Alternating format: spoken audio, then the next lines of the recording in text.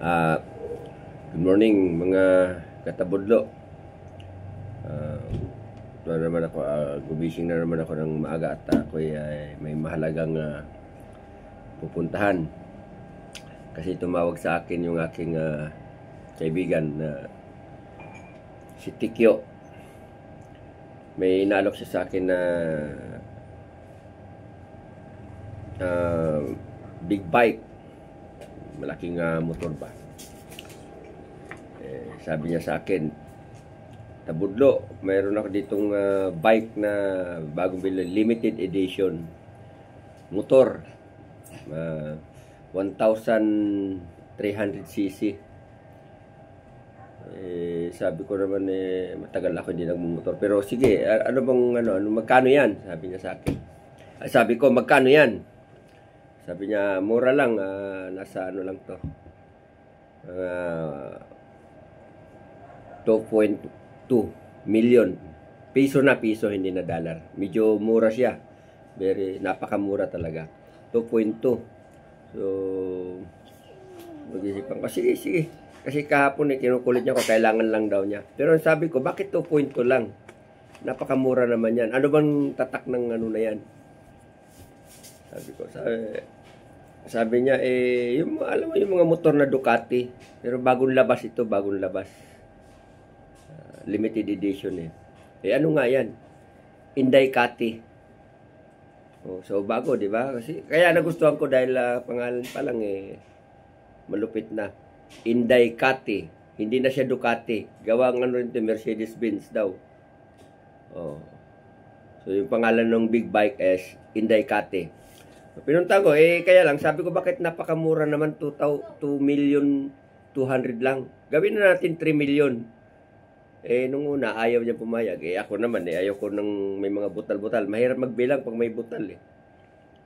Yun, pumayag naman. Kaya ngayon, kasundo kami kagabi. Kaya ngayon, nagmamadali ako. Pupunta ko. Pagkatapos ko lang magkape. Nga pala, mga katabudlo, itong aking lalagayan ng kape ko, itong bag. Medyo, ito nabili ko kasi ito sa abroad. Yung ko nabili sa London. Itong mismong mug na to 1,000 sa piso na, 1,759. Mag lang yun Tapos itong kape ngayon na iniinom ko, nabili ko naman nung duman ako sa US. Nakabili ako nung yung sinasabi nila yung Silvercut ba yung coffee, yung sa atin coffee Alamid. Pero hindi ito yung coffee Alamid naman. Ito naman daw yung yung buto ng ampalaya na sinunog. Tapos saka dinurog, ginawang kape. So, maganda. Mas masarap siya sa kape Alamid. Saka parang maganda rin sa intestine. Sa bituka. Yan. So, tapusin ko lang yung pagkakape ko, puntahan ko na yung Inday Kati na motor. Na tawaran ko sa kanya ng nagsarado na lang kami ng 3 milyon. So, okay, katabudlo pagkatapos ko lang magkape, pupuntahan ko na. Sige. Sabi ko nga sa inyo, lahat ng aking mga mabibili, mga bagong sasakyan, kukuha ko sa inyo.